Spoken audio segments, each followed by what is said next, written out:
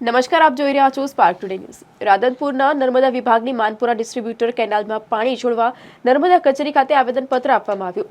ખેડૂતો અને માલધારીઓ પાણી વિના મુશ્કેલી અનુભવતા પાણી ન છોડાય તો ચૂંટણી બહિષ્કારની ચીમકી ઉચ્ચારી। પાટણ અને બનાસકાંઠા જિલ્લો ખેતી આધારિત જિલ્લો છે, તેમજ ખેડૂતો ખેતી ઉપર નિર્ભર રહે છે, ત્યારે માનપુરા ગામના ખેડૂતો સહિત માલધારીઓને માનપુરા ડિસ્ટ્રીબ્યુટર કેનાલમાંથી પાણી આપવામાં આવે તેવી માંગણી સાથે મોટી સંખ્યામાં રાધનપુર નર્મદા કચેરી ખાતે લોકો ઉમટી પડ્યા હતા અને ઉગ્ર રજૂઆતો કરી હતી। ચૌધરી લક્ષ્મણભાઈ મેઘાભાઈ માનપુરા ઓળનો રહેવાસી છું અને નર્મદા ઓફિસ રાધનપુર ખાતે અમે પાણીની માંગ માટે આવેલા છીએ। છેલ્લા 15 દિવસથી અમારે પાણી બંધ હતું। 31 તારીખથી હાવ બંધ કર્યું છે।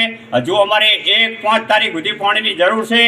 એટલે સરકાર ગમે કરીને કે આ નર્મદા કેનાલવાળા ગમે કારણસર અમને પાણી 1 મહિનો પૂરતું આલે એટલે અમારા પશુપાલન નભે, અમારો ઘાસચારો બધો સારી રીતે 1 મહિનો રહે તો અમારા દિવસો ટૂંકા જાય। એની માંગ કરવા માટે અમે સર્વ અધિકારીઓને નમ્ર વિનંતી કરી। પશુપાલકોને પાણી નથી મળતું, ત્યારે 1 મહિનો વધારે પાણી તો અમારા પશુપાલકોને પાણી મળે, ઢોરોને ઘાસચારો નથી મળતો, ત્યારે તો ઘાસચારો મળે।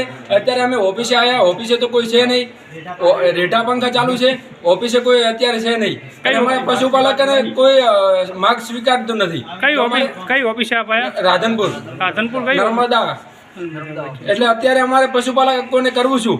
જો ઘાસચારો નહીં મળે તો અમારા પશુપાલકને વ્યવસાય ધંધો શું કરવાનો? બીજું શેના માટે આપ નર્મદા કચેરી આવેલા? અમે પાણી માટે, પાણી છોડાવવા માટે। પાણી તો અત્યારે સાહેબ જ નહીં તો પાણી કોણ છોડશે?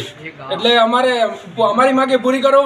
અને અમને બસ અત્યારે તો 100 ખેડૂતો આવે છે, 500 જેટલા તો અમારે ગામમાં પડ્યા છે। આજે અમે રાધનપુર નર્મદા ઓફિસ ખાતે લગભગ 10-15 ગામના ખેડૂતો સાથે મળી અને બીજા 500 ખેડૂતો અમે ગામમાં મિટિંગ કરી ત્યાં રોકાણા છે, અને 50-100 ખેડૂતો અહીંયા નર્મદા ઓફિસ ખાતે આવેલા છીએ। અને અમારી એટલી જ માગ છે કે 15 દિવસથી પાણી ઓછું મળતું હતું અને હજુ 1 મહિનો પાણી વધારવામાં આવે તો અમારા પશુપાલનનો ધંધો હોવાથી ખેતી તો પૂરી થઈ ગઈ છે, શિયાળુ પાક, પણ 1 મહિનો પાણી વધારવામાં આવે તો અમારે પશુપાલનનું જીવન થઈ શકે એમ છે।